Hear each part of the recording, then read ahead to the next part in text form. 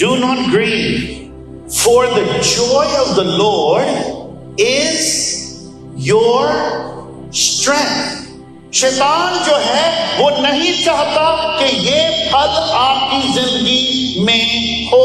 जब हमारी जिंदगी में जॉय नहीं है, खुशी नहीं, शादमानी नहीं है, तो जिंदगी के जो प्रेशर्स हैं, it's hard to deal with them.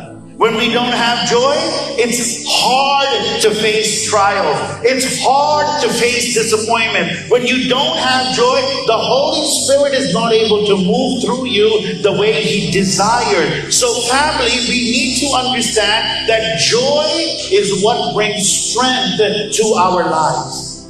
हमारी जिंदगी में जो चीज कुव्वत लाती है इन फलों में से, it is joy. And so we must focus on this fruit.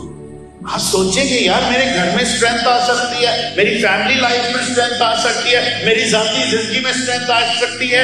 If I produce this fruit, let me start producing this fruit. Amen. When we're not producing this fruit, the enemy is making us weaker and weaker and weaker.